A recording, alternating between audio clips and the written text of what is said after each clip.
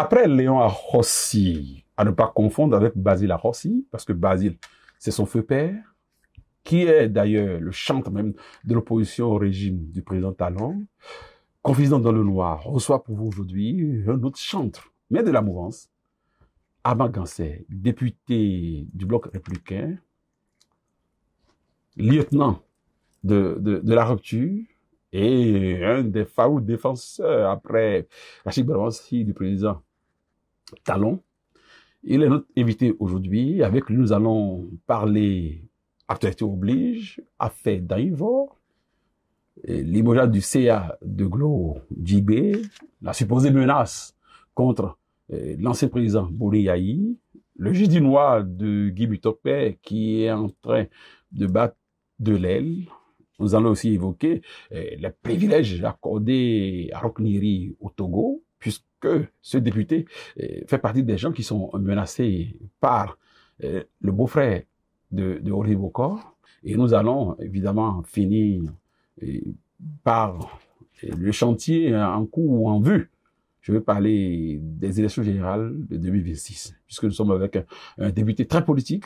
C'était l'occasion quand même d'évoquer ces genres de sujets. Mesdames, Messieurs, bienvenue dans votre émission préférée, Confidente dans le Noir. Soyez le bienvenu chez nous, à BLTV, et chez vous, dans le studio de votre collègue, qui porte le nom de votre collègue, Honorable Robek Biyan, honorable député Gansé. Bonjour, cher frère, bonjour, cher ami. Merci pour l'accueil. C'est un plaisir pour moi d'être invité ici et de pouvoir partager avec vous les sujets relatifs donc à l'actualité politique donc, de notre pays. Actualité politique, nous allons évoquer, parler du procès en cours. Bien évidemment, un procès qui est en cours. Journalistes et invités n'ont pas la latitude de décortiquer au fond l'affaire, mais on peut encore cerner et parler de certains aspects du dossier en cours. Par exemple, pour ce procès, il y a depuis hier ou avant-hier le nom de l'ancien président qui est cité. Ça a suscité une tension à Parakou. Vous êtes politique, bon teint. Quel est votre avis par rapport à ça? Merci beaucoup. Je pense que d'abord, par rapport à ce procès, que moi je qualifie donc de procès de la vérité, par rapport à ce procès, nous devons d'abord saluer la justice de notre pays, qui est à l'écoute donc de son peuple. Parce que au début donc de cette affaire, les politiciens, notamment ceux de l'Union fait la nation, avaient réclamé avec véhémence la manifestation. Oui, qui, à cette époque-là, oui, avait réclamé avec véhémence la manifestation de la vérité. Et à travers la rue, à travers beaucoup de canaux, ils avaient réclamé, et j'ai encore dans ma tête les propos de mon collègue, le président Éric Oronlete, j'ai encore dans ma tête les propos du président Adrien Roubedji. Ils avaient réclamé avec véhémence la manifestation de la vérité. Et aujourd'hui, la justice est en train d'assouvir, est en train de satisfaire leurs préoccupations. Et c'est en cela que je voudrais quand même qu'on remercie la justice d'abord de notre pays, qui est à l'écoute donc de son peuple. Et donc, depuis hier, l'ancien ministre du président Yahi Boni, ça il faut le souligner, a cité... Lequel? L'ancien ministre du président Yahi Boni, je voudrais nommer le ministre Bernard Lani Davo, qui n'est ni UP, ni BR, qui jusqu'à présent n'a jamais fait la rupture, donc n'est ni rupturien, il n'a même pas été nouveau départ, c'est-à-dire qu'il n'avait pas participé à l'avènement donc de Patrice Talon, qui a cité le nom de l'ancien président de la République, le président Yahi Boni, dans cette affaire. Alors, comment il l'a cité? Justement, il a dit qu'il a reçu un coup de fil d'un garde présidentiel et le coup de fil l'oblige à aller remettre de l'argent à un certain Amossou et qui est accusé donc dans cette affaire et qui séjourne à la prison civile.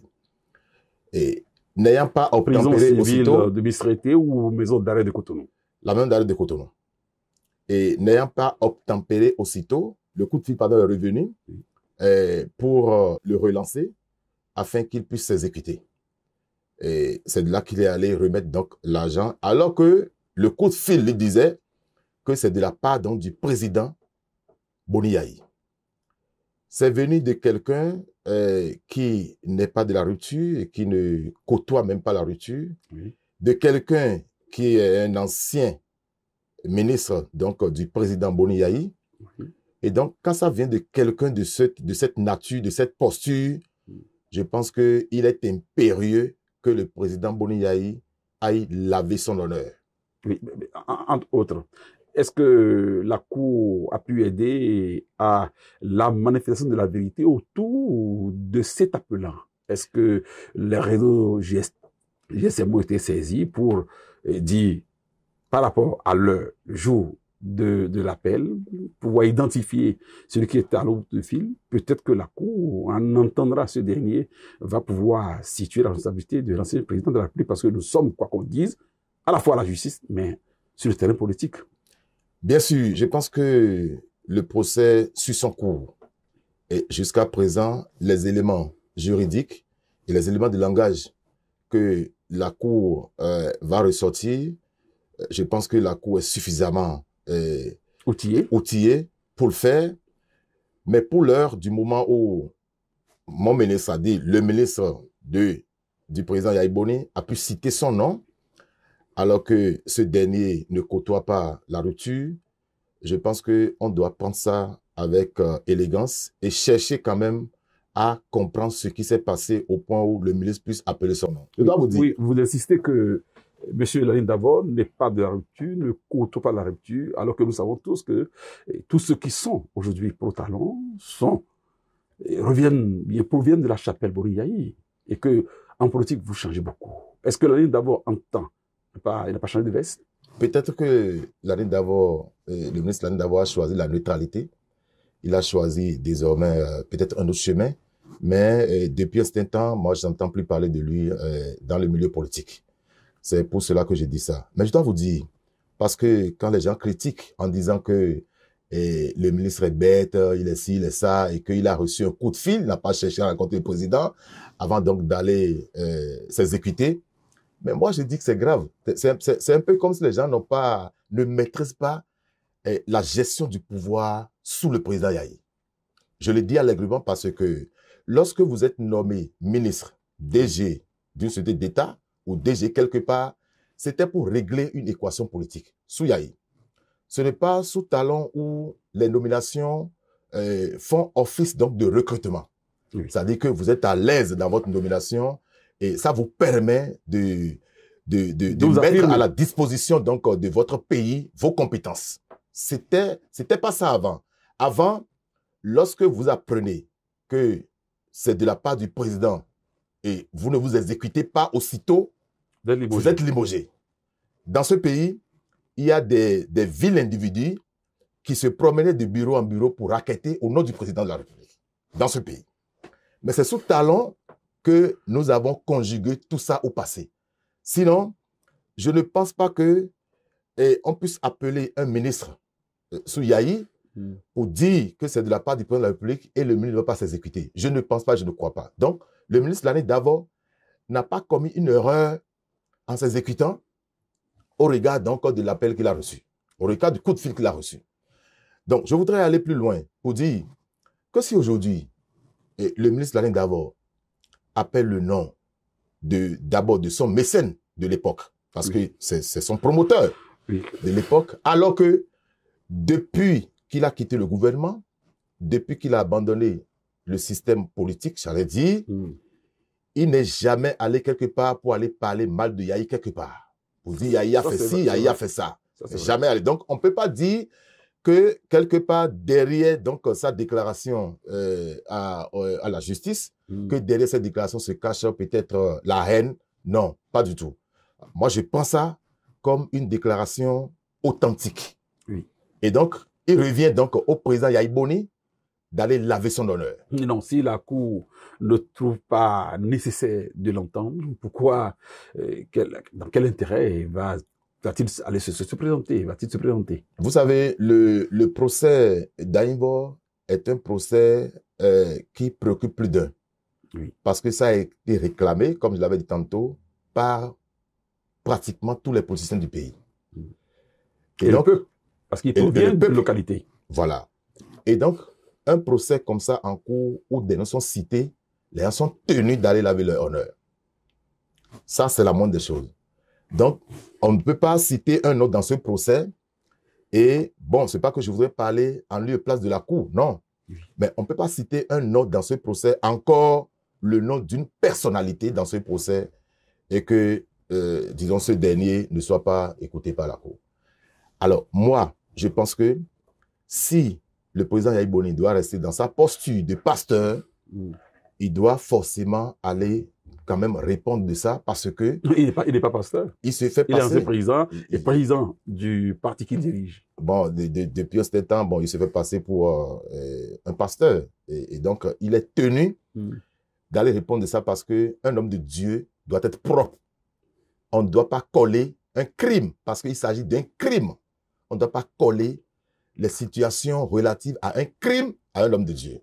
Et donc, le président Boni Yayi est tenu de laver son honneur. Devant sa conscience. Et devant sa conscience, il est tenu d'aller dire la vérité au peuple béninois par rapport à cette situation. Parce que... Et si les siens trouvent que ce n'est pas opportun, d'ailleurs, à Parakou, il y a eu une manifestation dans ce sens-là.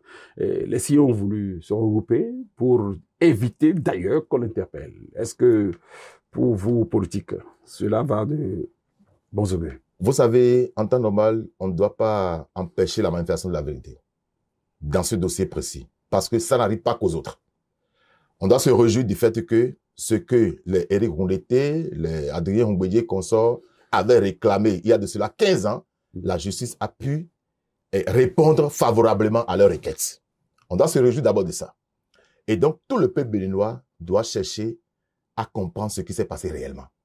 Parce que les médecins légistes, ils ont démontré que le corps exhumé était le corps de Daïvo.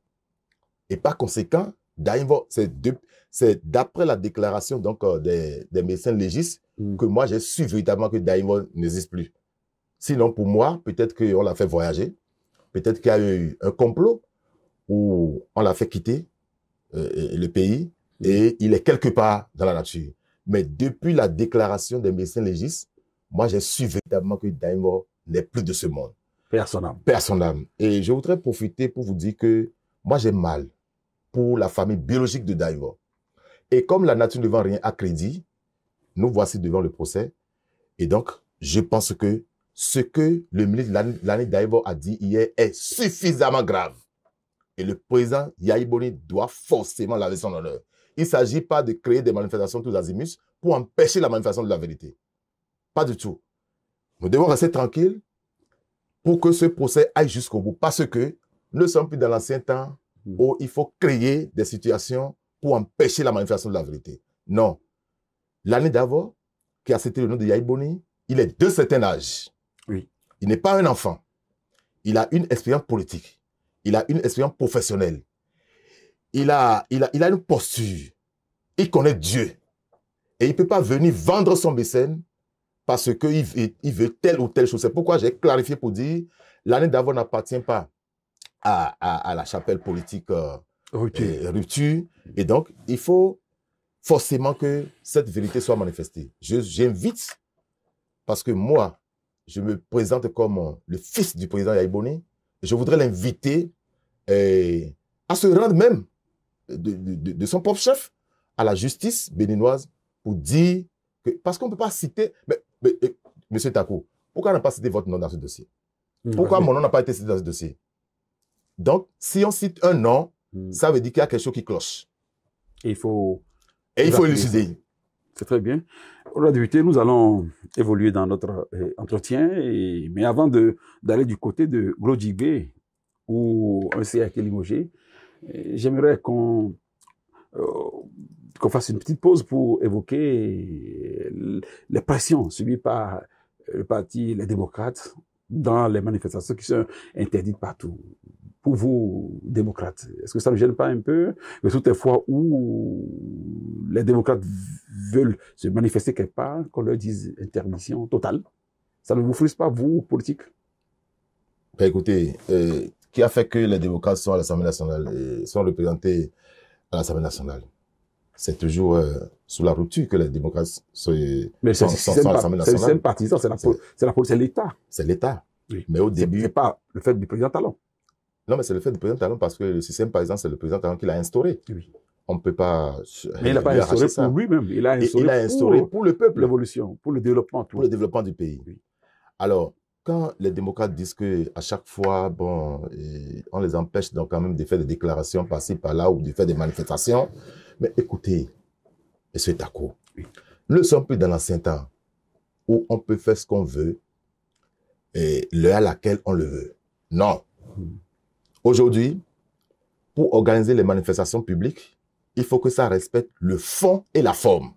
Oui. Lorsque le fond et la forme ne sont pas respectés, alors le maire qui est habilité à gérer son territoire pour raison peut-être de sécurité ou d'insécurité, enfin, le maire a des raisons qu'il peut évoquer pour empêcher ça.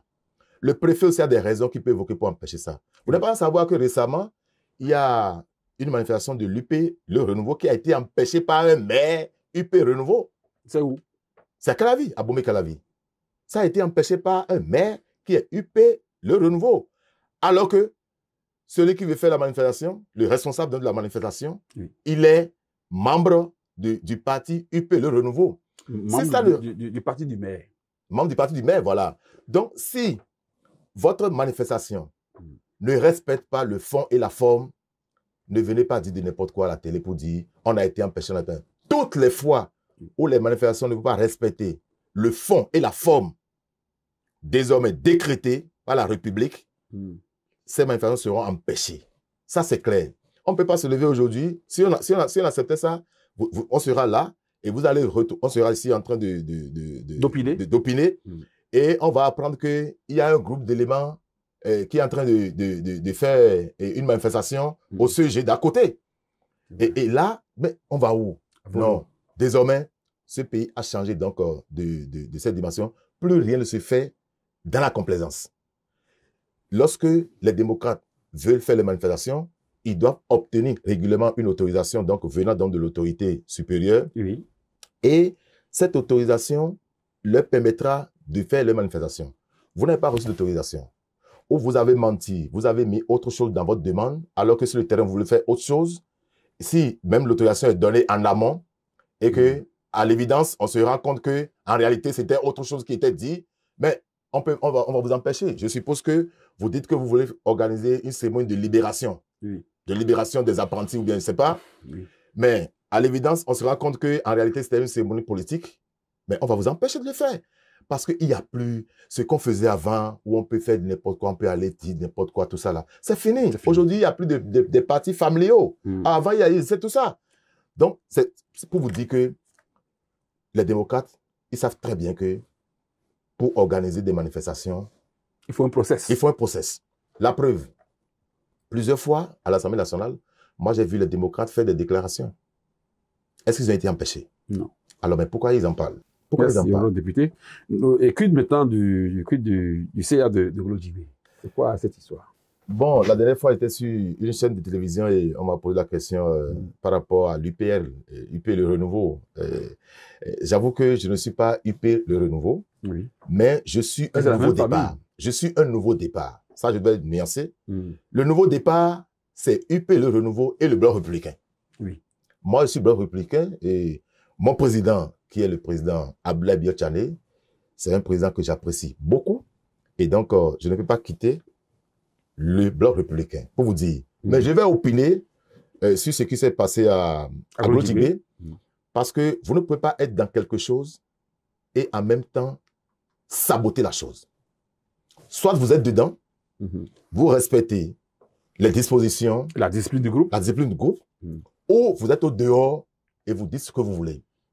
Je conçois mal du fait qu'on soit CA, député, maire, conseiller, directeur d'une société, et végéter dans l'hypocrisie, végéter dans la sournoiserie, végéter dans ce que j'appelle la cupidité. Vous êtes député d'un parti politique. Vous appartenez soit à la mouvance, soit de l'opposition, mais soyez honnête. Travaillez pour la cause donc le courant auquel vous appartenez. Travaillez pour la cause de votre parti. Mais vous êtes député, vous êtes conseiller CA. Parce que ce n'est pas seulement le CA de Glodjigué. Non, il y a beaucoup de politiciens tapis dans l'ombre. Beaucoup de responsables politiques, maires, députés, conseillers, communaux, CA et consorts, tapis dans l'ombre et qui sont dans l'hypocrisie, qui expriment la sournoiserie à outrance à l'adresse donc de leur mécène. Oui. Dites-moi précisément ce qu'on a reproché à ce CA. Voilà, ce que j'ai lu. Parce que moi, je ne suis pas à Calavi. Même si je dors à Calavi, je ne suis pas membre du conseil communal Calavi. Mais ce que j'ai lu est suffisamment grave. Vous avez lu quoi? Voilà. Ce que j'ai lu est que voilà un CA UPR, donc un CA de la mouvance présidentielle, mais qui critique le chef de l'État, qui critique le gouvernement. Critiquer, d'accord. Mais qui, c'est-à-dire, d'après ce qu'on a lu tous, voilà, un CA qui est dans le gouvernement, parce qu'une fois que vous appartenez au parti du gouvernement, vous êtes dans le gouvernement, mais c'est vous qui critiquez, c'est vous qui, disons, lancez des pics et tout ça. C'est une belle expression de la liberté d'expression. Juste, non, ça, c'est pas la liberté. Ça n'a rien à voir avec la liberté d'expression. Ça, c'est l'expression de la sournoiserie. Comment? Ça, c'est genre, je suis dedans. On pouvait dire de lui qu'il a été franc, sincère, parce qu'il est en train d'aiguillonner le président pour qu'il soit collé à la bonne vision. Avant qu'on ne parle de la liberté d'expression, il faut que les critiques soient fondées. Il y a ça aussi. Quand les critiques ne sont pas fondées, et ça devient du chantage, de la délation, de la diversion, là, il n'y a plus encore de liberté d'expression. Là, c'est des provocations. Moi, j'appelle ça provocation. Vous pouvez parler dans quelque chose et provoquer la chose. C'est des provocations et c'est du sabotage. Et moi je pense que ça a très bien commencé parce qu'il faut qu'on assainisse le champ politique. Moi, je voudrais inviter nos présidents, le président Abdoulaye Biachane et le président Diop Benou. Je voudrais les inviter à ce que désormais, dans nos états-majors politiques, que la tolérance soit au niveau zéro. Soit vous êtes dedans, soit vous êtes dedans. Parce qu'à force de pardonner, on dit non, laissez tomber, ça peut arriver, laissez tomber. Laissez tomber, ça peut arriver, c'est ça qui a amené le coup d'État dans ce pays. Laissez tomber, ça peut arriver, laissez tomber, ça peut arriver. C'est ça qui a amené le coup d'État. Parce que au moment où ce ministre était allé contre la décision de son parti, on va revenir si on l'avait sanctionné, c'est partie de qu'est-ce que tu as retenu, mais c'est pas seulement à l'UP qu'il y a ce phénomène. Récemment, au BR, je crois que c'est à Poubert, il y a une autorité municipale qui a eu les mêmes propos presque. Bien sûr, à Poubert, il y a une autorité municipale qui a eu pratiquement les mêmes propos. Mais vous savez, comme je viens de le dire... Vous allez sanctionner, vous? La sanction va tomber. La sanction va tomber. Est-ce que ça dit que vous pouvez sanctionner le président de Mbedji? Parce que lui, il s'est mis aussi à l'écart de la vision de l'UP, le renouveau, de la vision du chef de l'État, en le critiquant avec véhémence. Là, est-ce que vous êtes en train de préconiser une organisation disciplinaire contre lui? Bon, c'est vrai, vous n'êtes pas de l'UP. Je ne suis pas de l'UP, justement. Du nouveau départ. Justement, vous savez, j'avais dit tantôt que le président Mbedji, on peut espérer, on peut estimer que le président Mbedji est dans un retour d'âge. Parce qu'il faut voir l'âge. Vous êtes dur, vous les Béninois, avec les gens qui prennent de l'âge. Alors que dans tout prendre de l'âge, bien sous peu. Oui, mais justement... C'est pas une excuse. Il faut le juger comme militant du parti. Justement, non, vous savez, bon, il y a des paramètres. Il y a des paramètres. Vous savez, lorsque un jeune commet une faute et un vieux commet la même faute, je pense qu'il doit avoir une situation atténuante. Et je ne dis pas ça pour demander de ne pas juger Mbedji, de ne pas trancher les propos de Mbedji, sur les propos de Mbedji, non. Mais je le dis parce que, bon, 83 ans et... Il est si vieux? Non, mais 83 ans, je pense qu'il est déjà dans un âge bonus. Et donc, ces propos, je pense qu'au niveau de l'UPR, les sommités donc, de l'UPR sont allées le voir et je pense qu'il y a d'accalmie. Mais ce n'est pas des choses qu'on doit accepter parce que ça ne fait pas école. ce ne sont pas des choses qu'on doit accepter puisque ça ne fait pas école. Le président Mboudia, de certain âge, s'il reproche quelque chose au président de la République, Patrick Talon, il peut aller le voir à la maison, il peut saisir des canaux pour aller le voir, mais venir dire des choses comme ça dans un cadre aussi désagréable que ce qu'on a vu, je pense que ce n'est pas bien parce que le cadre que le président Mboudia avait choisi, ce cadre ne s'y prêtait pas pour, disons, donner ce genre de message. Mais à l'UPR, ils doivent avoir forcément, disons, leur code disciplinaire. Le chat. Le chat. Mais, comme je le dis, on peut peut-être pardonner Mboudia à cause de son âge. Mais un jeune de la quarantaine qui dit les mêmes choses, on doit le frapper très fort à travers donc, les tests. Vous parliez de quelqu'un, d'un ancien ministre. Je vous permets de revenir là-dessus. Oui, bon, mais je parlais justement du cas du ministre Omeki. Alors, voilà un ministre qui appartient à un gouvernement, qui appartient à un parti politique, mais sans prendre langue avec son parti politique, sans prendre langue avec le gouvernement, ce ministre, je pense que c'est sur votre plateau qu'il a dit ça, non? Non. Que le candidat le mieux pour le Bénin, que c'était Olivier Bokor. Alors, on lui a dit... C'est une opinion. Qui vous a autorisé à le dire? Non, il y a des questions très sensibles. Il y a des questions très sensibles, des questions qui révoltent parce que au sein donc de la même majorité, il y a beaucoup de prétendants. Il y a beaucoup de prétendants. Donc, ce n'est pas des trucs qu'on doit soulever sans recevoir l'accord donc de sa hiérarchie. Moi, je ne peux pas venir ici maintenant pour vous dire que c'est telle personne qui sera candidat. Je n'ai pas reçu cet accord-là. Je n'ai pas reçu l'autorisation pour le dire. Alors, on vous fait des reproches et vous vous comportez comme le roi de la forêt. Si... Non, un enfant gâté. Bon, comme un enfant gâté. Si, au début... C'est qui a proposé le pardonnable. Bon, non mais, voilà, quand on a pardonné, maintenant, ils sont allés plus loin. C'est pourquoi il ne faut plus laisser la place au pardon. Quand on a pardonné ça, ils sont allés plus loin maintenant, dans leur plan machiavélique. Alors, pour maintenant, chercher à éliminer maintenant leur mécène. Parce que quand on parle de coup d'État, le premier acte, c'est d'abord l'élimination physique de celui qui détient le pouvoir. Le coup d'État commence par là. Quand je parle de l'élimination physique, soit on peut le tuer, soit on peut l'enlever. Bon, on a des députés qui dit coup d'État, dit aussi menace sur des personnes. Récemment, les membres du Parti des démocrates ont soulevé une affaire de menace sur l'intégrité physique de leur leader. Ça vous a dit quoi, vous? Vous avez vu les audios?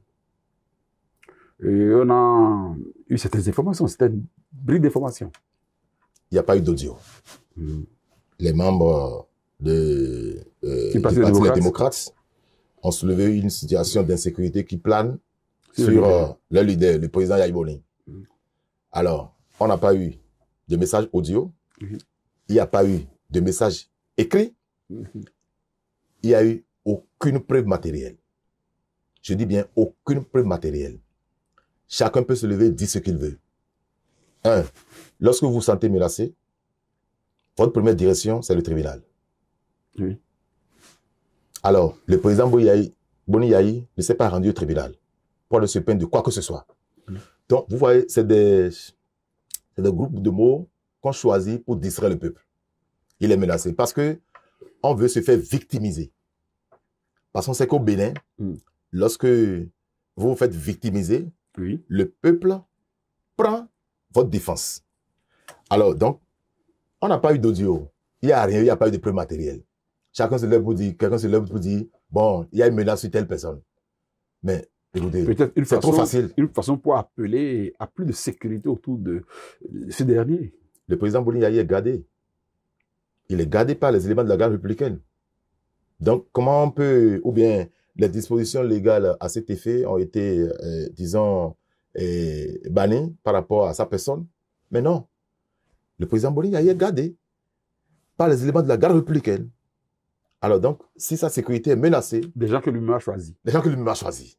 Alors, si sa sécurité est menacée, alors ceux-là, il revient à ceux-là d'en parler pour dire, nous avons reçu tel courrier où on menace pour dire quelque chose va arriver au président.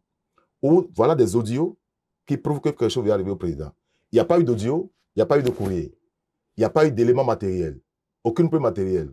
Vous voulez qu'on en parle? C'est de la distraction. Remercions Dieu que Boni Yahi ne soit pas menacé. Ça va dans l'intérêt de tout le monde. Mais on va menacer le président Boni Yayi. Oui. Pourquoi? Et ce qui aussi va dans l'intérêt de tout le monde, c'est la femme au Bénin. Il y a eu récemment le 8 mars, fêté dans tout le monde. Je vais en profiter pour vous qui avez géré les femmes, parce que vous avez été ancien DG de la Sogema. Qui dit Sogema, dit la femme. Vous qui les avez côtoyés, qui les aimez, parce que vous avez votre maman, est-ce qu'on peut dire que sous le président Talon, la femme béninoise est heureuse? Merci beaucoup. Je pense que le 8 mars, vous allez constater que ce 8 mars est vraiment célébré un peu partout au Bénin, parce que la femme béninoise se sent aujourd'hui proche du pouvoir. Avant, c'était pas ça. Je vais d'abord commencer par l'administration. Ce que le président Talon a fait au profit de la femme béninoise, on ne peut pas tout citer. Je vais d'abord commencer par le secteur commercial. Vous voyez aujourd'hui les marchés qui sont construits au profit des femmes. Et tout ça, c'est pour célébrer la femme béninoise à travers l'activité commerciale. Alors, dans nos administrations respectives, pour que désormais la femme béninoise soit respectée, il y a l'Institut national de la femme, l'INF, qui aujourd'hui a été réveillé par le président Patrice Talon à travers ce qu'on les a offert récemment, leurs joyaux qu'on les a offert récemment, et avec un organigramme, disons, très alléchant. Alors, et tout ceci, ça fait qu'aujourd'hui, même vous qui êtes là, vous ne pouvez plus menacer comme ça votre femme à la maison. Donc, la protection de la femme béninoise, bien sûr, la protection de la femme béninoise fait partie donc du credo de ce gouvernement. Je vais plus loin pour dire que c'est sous Talon que désormais, à chaque élection législative, 24 femmes siégeront d'office d'abord au Parlement. À partir donc de une femme par circonscription électorale. Alors, un chef d'État qui a travaillé autant à l'endroit donc des femmes, d'abord, c'est 8 mars, et moi j'étais avec les femmes du CFPA Abomey, Centre de formation professionnelle artisanale d'Abomey, et je leur demande de prier pour le chef de l'État, parce qu'il a tellement fait pour eux, pour elles du moins, au point où aujourd'hui, on sent aujourd'hui la valeur de la femme. On sent aujourd'hui que la femme béninoise existe et la femme béninoise est capable. Pour aller plus loin, le chef de l'État a matérialisé la bravoure, la résilience, le courage, la témérité de la femme béninoise à travers la pose donc de la statue de l'Amazone. Et ou encore derrière le palais de la République. C'est la preuve que désormais, ce palais est surveillé, supervisé par la femme béninoise. Ce n'est pas anodin. Donc, pour vous dire que désormais, la femme béninoise est valorisée, est célébrée au Bénin. Et donc, ce 8 mars, les femmes ont profité pour manifester également leur joie à l'endroit du président, qui fait beaucoup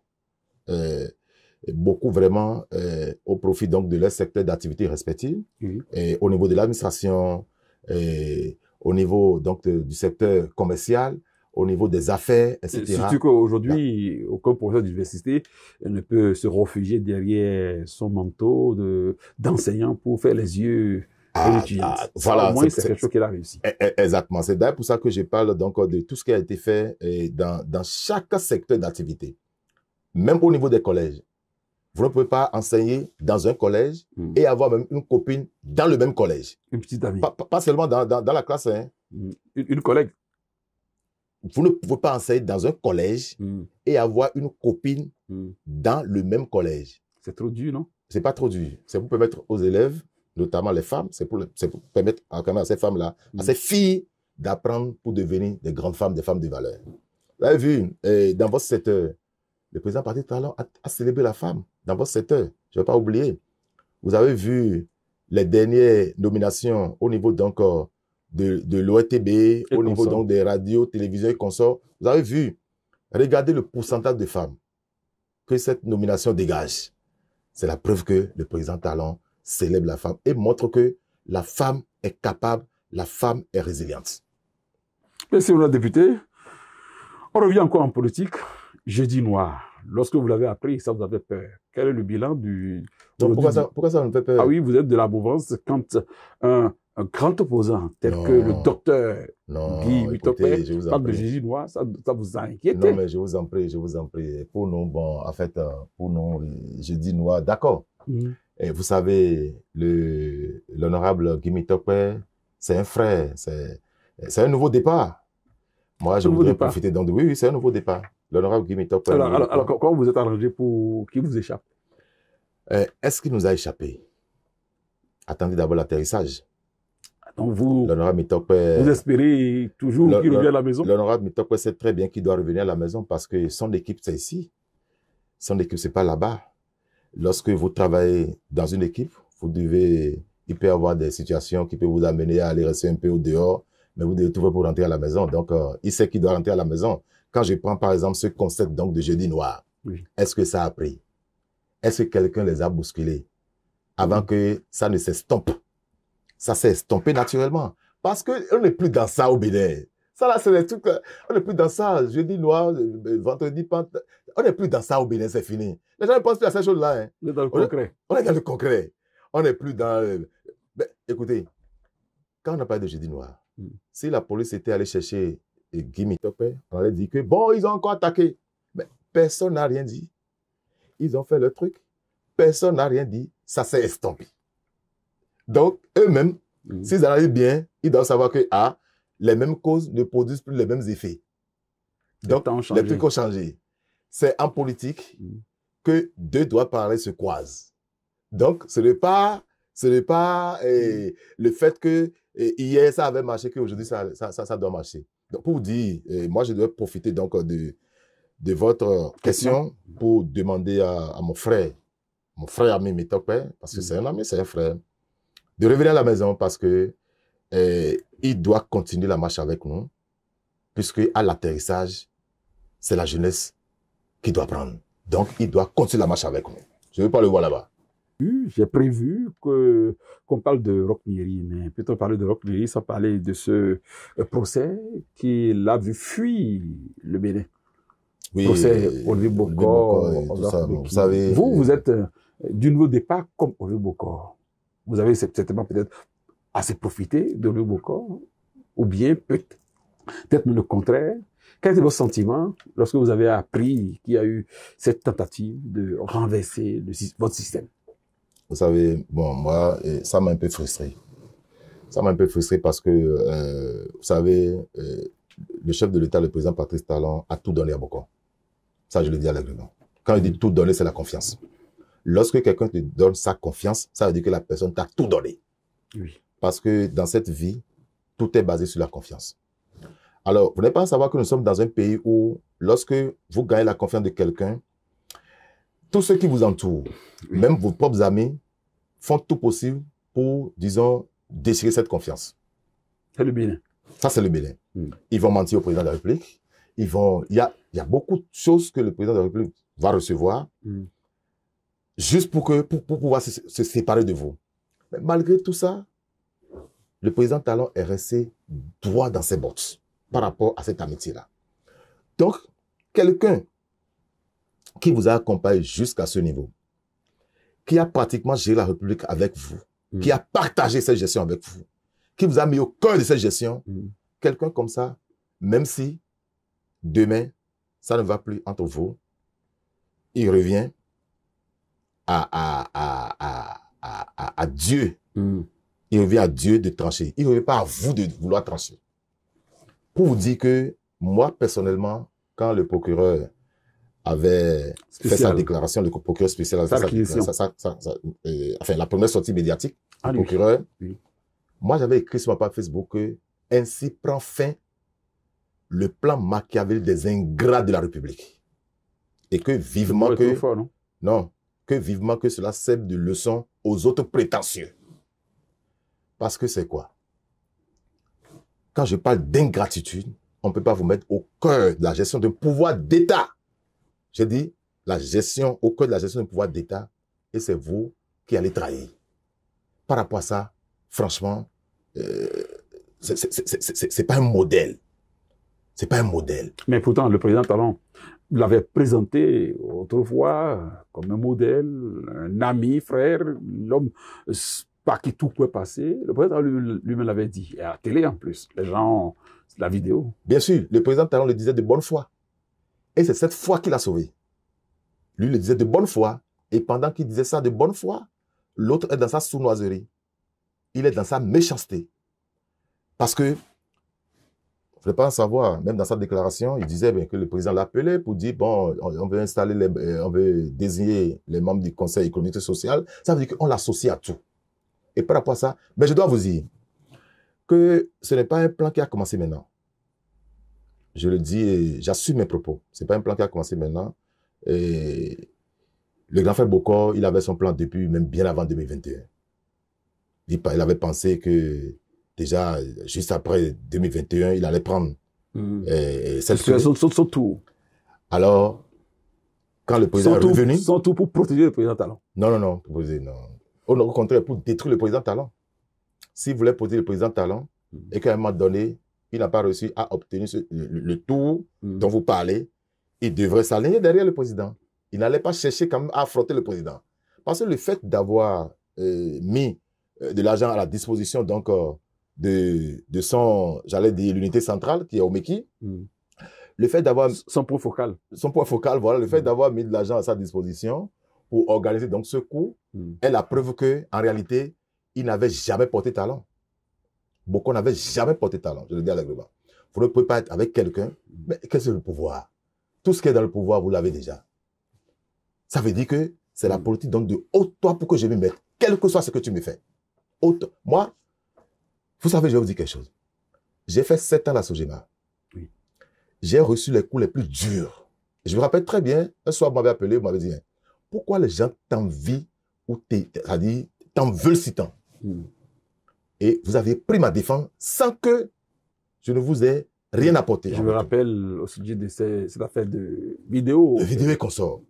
Mais malgré tout ça, le président Patrice Talon m'a laissé à la tête de la Sogema. Ça veut dire que ce n'est pas quelqu'un qui cède donc au chantage, ou bien quand il positionne quelqu'un quelque part, quand on va pas dire, bon, on va le faire ça, on va le faire ça. Il rentre dans ça, non. Ça veut dire que il a subi beaucoup de choses. De beaucoup. Et pourtant, il a consommé. Quelqu'un qui a fait tout ça et qui parle, et même à la télé, il dit ce qu'il doit dire de bonne foi. Je pense que même si ce dernier me fait asseoir pour me dire, mon frère, toi tu n'as pas le pouvoir, je donne ça à quelqu'un d'autre. Il sait les raisons qui fondent donc sa position. Donc je ne vais pas dire que je vais l'affronter, non. Même Dieu ne sera pas à vos côtés. Dieu ne sera pas à vos côtés dans ce plan machiavélique parce que c'est ce monsieur qui a fait que si demain le président choisit quelqu'un d'autre, parce que c'est la position qu'on a donnée à Bokor Olivier qui a fait que il a en main toutes les positions du pays. Oui. C'est cette position-là. Si aujourd'hui on désigne quelqu'un d'autre en lieu et place de Bokor, la personne aura encore toutes les positions en main. Donc c'est le président. Ce n'est pas lui, Bokor. Qui a le lead. C'est le président qui a le lead. C'est parce qu'on veut voir le président qu'on passe par lui. C'est pas ce qu'il me fait comprendre. Mais à un moment donné, il a pensé que, bon, comme tout le monde vient vers lui, c'est lui. Ça dit, vous aussi, vous avez fait allégeance. Non, moi, j'ai jamais fait allégeance. Et pourquoi? Jamais fait allégeance. Mais pourquoi? Tout le monde sait ça. Depuis toujours, moi, j'ai été contre lui. Je vous assure. Je n'ai jamais fait allégeance. Ça ne fait pas indiscipline un peu? Non, je vous ai dit que c'est déjà au début, les gens étaient contre le président Patrice Talon. Ils voulaient déjà le pouvoir, bien avant 2021. Et donc, quand tu n'es pas dans le système, quand tu n'es pas dans le plan, ils vont t'évincer, ils vont t'éjecter. La chance que moi j'ai est que le président Patrice Talon me connaît personnellement. Sinon, bon, on va me jeter, c'est clair. Moi, beaucoup m'a écrit que moi j'irai en prison. Il m'a écrit ça, c'est dans mon portable. Vous avez une preuve? J'ai dit que c'est dans mon portable. Il m'a écrit ça. Alors, remerciez Dieu si vous êtes encore en liberté. Non, moi je dois être en liberté parce que je n'ai rien fait de grave. Mais ça c'est parce que c'est parce que moi je ne voulais pas appartenir à ce cercle-là. J'avais refusé d'appartenir à ce cercle. J'ai été, disons, approché. Même récemment, à l'Assemblée nationale, j'ai été approché pour cette histoire de révision de la Constitution. Mais moi, je suis clair. On ne peut pas affronter son mécène. Ça ne se fait pas. Quand je parle de mécène, c'est celui qui t'a nommé. Celui qui t'a positionné. Donc, quelqu'un qui t'a positionné, nous sommes plus de 10 millions de Béninois. Et toi, tu as la chance d'avoir sous ta main tous les politiciens du Bénin. Et tu n'es pas heureux. Bon, il faut lui vendre le Bénin alors. À crédit. À crédit. Est-ce que c'est cette posture qui est plus la reconnaissance que vous avez qui fait qu'aujourd'hui, vous êtes menacé depuis le Togo? Non, mais de l'information a circulé. Oui, bon, écoutez, vous savez, moi j'ai grandi à Sikekodi. Je suis né à Sikekodi, j'ai grandi à Sikekodi. Et mon grand frère Néri, enfin, c'est la famille. Mais moi, j'ai pas voulu rester dans ce plan-là. Par exemple, mon grand frère Néri m'avait appelé. Moi, j'ai pas voulu rester. J'ai été le voir à la maison, juste dans sa maison. Ce qu'on s'était dit le jour-là, il le sait, je le sais. Moi, j'ai pas voulu rester dans ce plan-là. Non. Parce que on ne peut pas faire ça. Si on fait ça, et que les militaires arrivent au pouvoir, mais ils vont nous exterminer. C'est la suite qu'ils n'ont pas maîtrisée. Vous voulez faire confiance aux militaires? Ils vont nous exterminer. Les militaires ne sont pas faits pour le pouvoir politique. Alors. Mais ils sont au pouvoir au sein de l'AES. Mais vous voyez la suite. C'est pas à moi de le dire. Alors donc, moi quand j'ai été approché, quand j'ai été voir le grand frère Néri à la maison, il m'a parlé, il a dit ce qu'il va me dire, tout. C'était un matin, il m'a dit tout ça là. Je lui ai dit, mon Fofo, franchement, ce que moi je reproche au grand frère Boko Olivier, je lui ai dit ça. Je l'ai dit parce que le grand frère Olivier, si tu n'es pas dans son cercle, tu es menacé. Et je lui ai dit ça, il a dit qu'il va gérer ça. J'ai dit, moi je ne veux pas rentrer dans ce cercle-là. J'ai été clair. Alors. Vous en avez informé le président de la République? Mais bien sûr. Un proche? Mais bien sûr. Mais bien sûr, le président est informé. Il sait très bien que, d'abord quand j'ai quitté chez Néri, le président est informé, je lui ai dit. Je lui ai dit. Alors, je le dis plus tard. Alors, et donc, quand il m'a appelé, et on a échangé et tout, bon, par la suite, moi, j'ai pas voulu adopter cette position. La position que, d'abord, avant qu'il me reçoive, il m'a appelé quand il était en Europe. Quand le président a fait sa sortie, de décembre 23, il m'a appelé pour me dire, ah, mon frère, on se voit plus, et tout, et dès que je rentre, je t'appelle. Et maintenant, quand il est rentré, il m'a appelé. Je suis allé le voir à la maison. Après qu'il vous a menacé de vous envoyer en prison, hein? Ou bien c'est avant? Non, c'est pas, depuis que le grand frère Boko m'a menacé de m'envoyer en prison, je ne cause plus avec lui. Très bien. Je cause avec Monsieur Rockleri. Oui. Je ne cause plus avec lui. Je ne lui écris même plus. Parce que vous savez, bon, chacun avec sa nature. Moi, personnellement, j'aime être docile. Mais quand on pense qu'on est seigneur, moi, je tente quand même de casser. Parce que... Culture, hérité... Non, je tente de casser parce que tu as ta vie, l'autre aussi a sa vie. Il ne faut pas chercher à détruire la vie de l'autre. Ça n'a rien à voir. Alors, donc, et je n'aime pas qu'on me diminue non plus.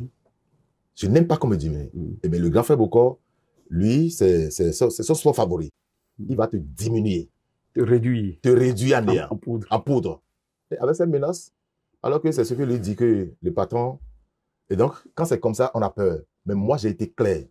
Le Rockneri le sait. Je lui ai dit, par rapport à ce que tant que Obé m'a fait, je ne le ferai jamais. Sans jeu. Jamais. J'ai été clair. Il a dit non, on va encore se revoir, on va faire ci. Et il m'a escorté jusqu'au portail. Alors, ces derniers temps, moi, je suis de la mouvance présidentielle.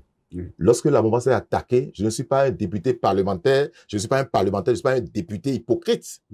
Je ne suis pas un député qui dit aux choses la nuit et le jour, je dis aux choses. Non, je suis un député 100% talent. Parce que c'est le président talent qui m'a déposé sur sa liste. Grâce au ministre Biotchane.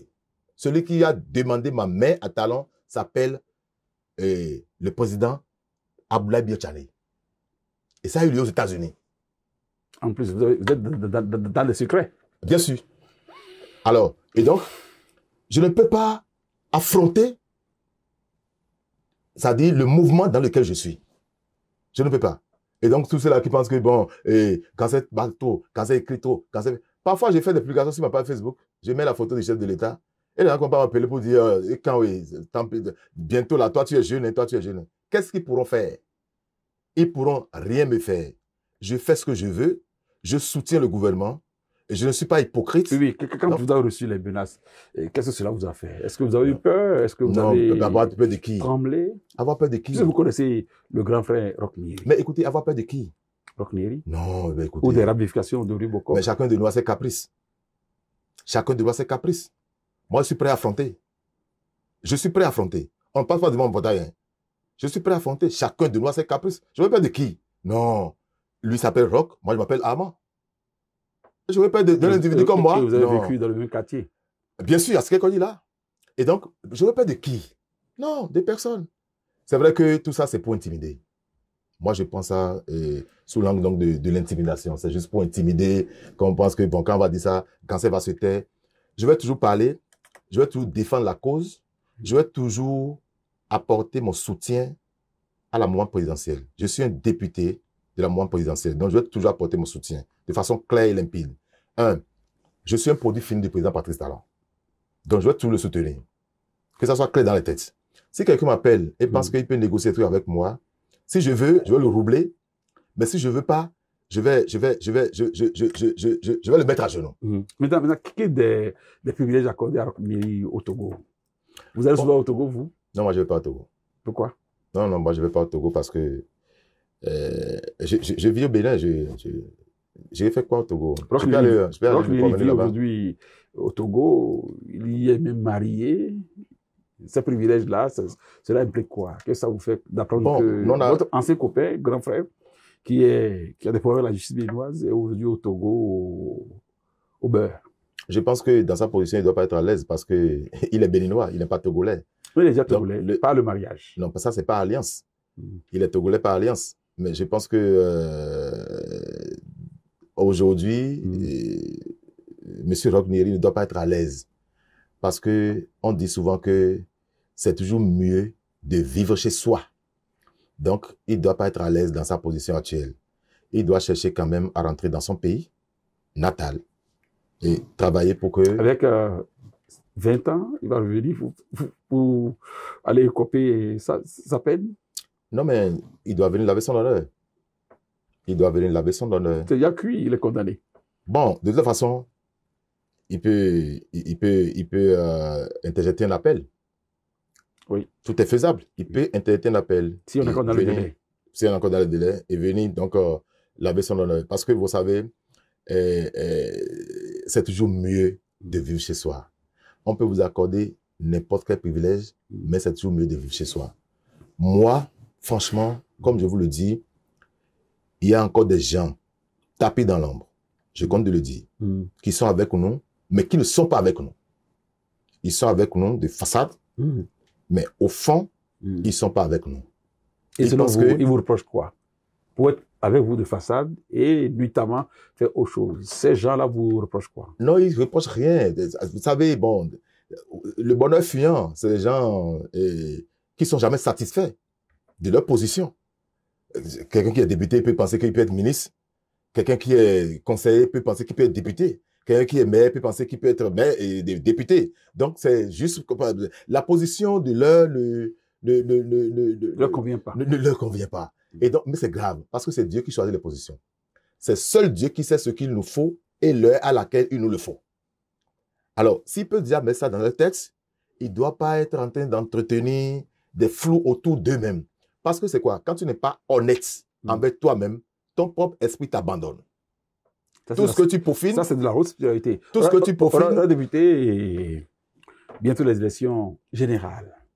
Est-ce que, selon vous, avec la grogne en face, avec les sorties, l'organisation qui est en train d'être entretenue au sein du plus grand parti de l'opposition que vous avez en face, je vais nommer les démocrates, est-ce que vous espérez que le pouvoir puisse revenir encore au sein de la mouvance? Parce que si l'opposition prend, c'est vous, honorable Ganser, qui perdez vos privilèges. Est-ce que vous êtes prêt pour affronter ces élections?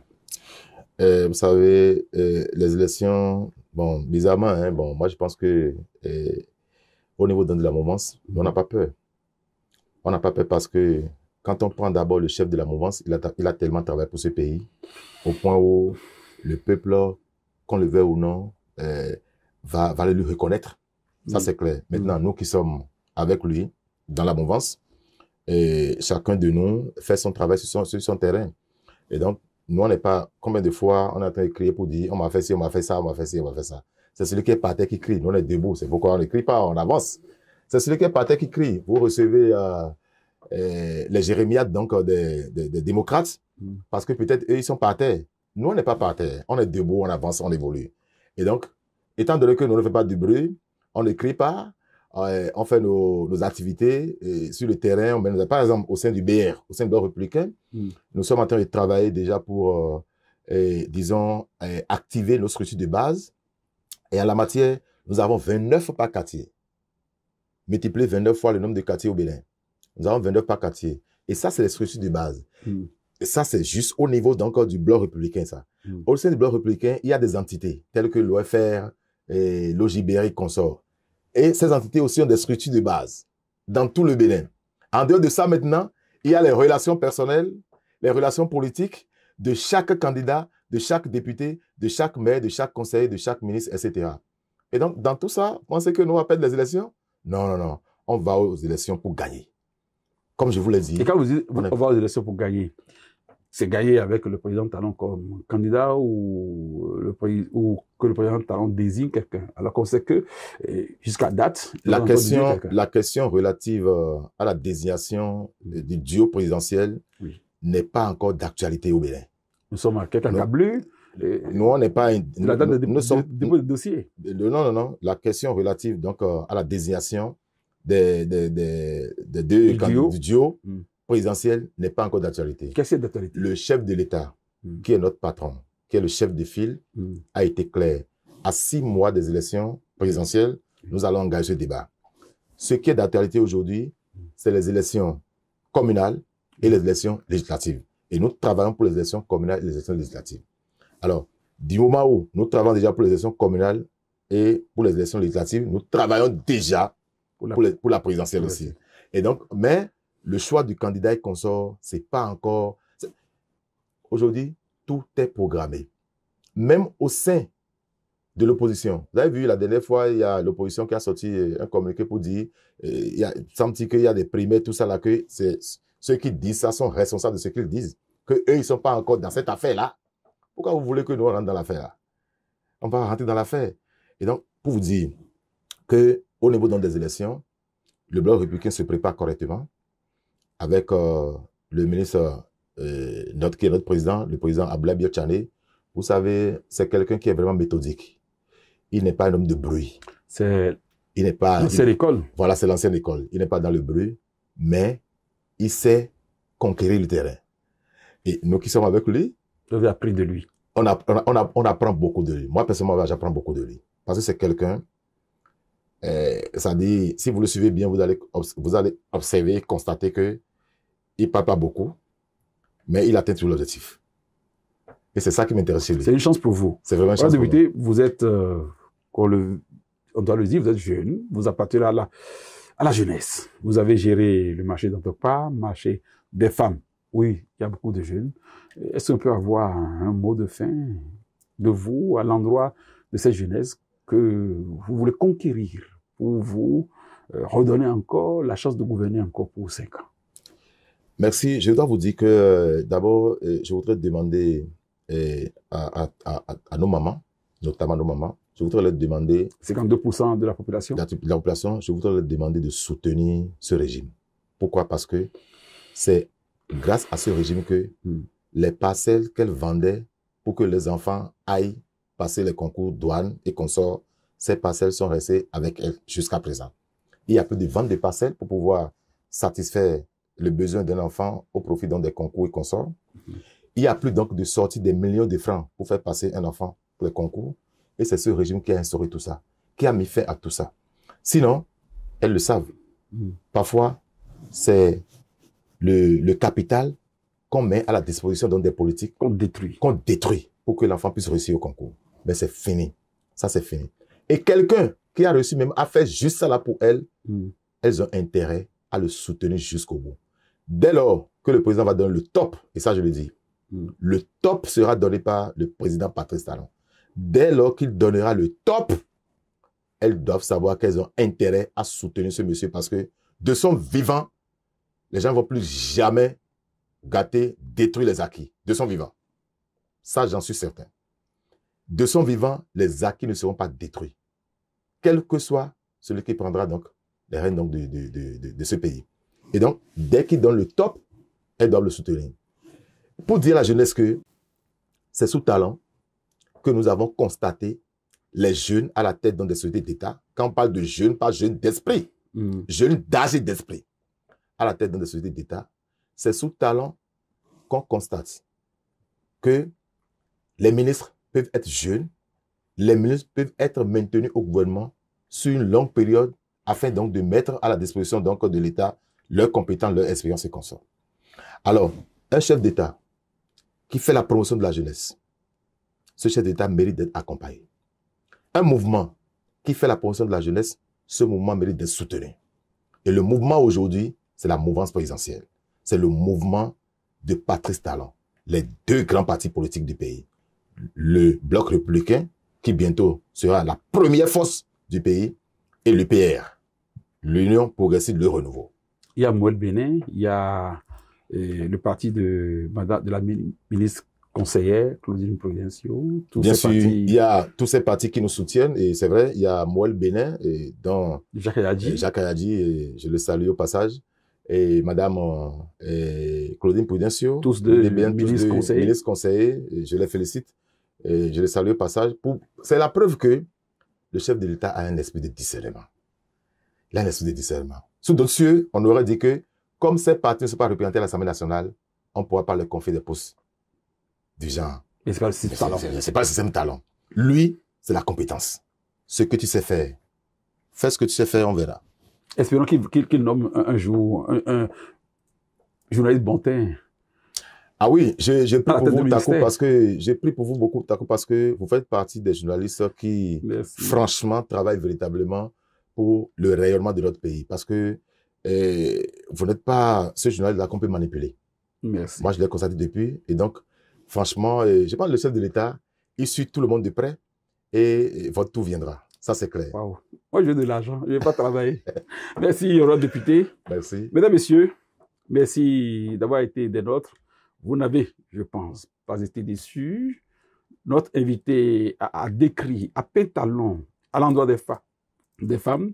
Lui, Armand Gansé, qui a été précédemment DG des femmes, DG de la SOGEMA. Il est aujourd'hui le mieux indiqué pour dire le sentiment des femmes. Et il nous l'a dit tout à l'heure, il a dit que les femmes sont vraiment satisfaites des réformes du président Talon. Plus que jamais, elles savent aujourd'hui qu'elles ont vraiment celui qui porte leur voix, leur ambition, leur conviction. Et il estime que 2026 est plié parce que quand on a avec soi, quand on a sauvegardé les intérêts de 52% de la population, c'est évident que même si on n'est pas candidat et qu'on désigne même un simple quidam, eh bien, il va gagner les élections.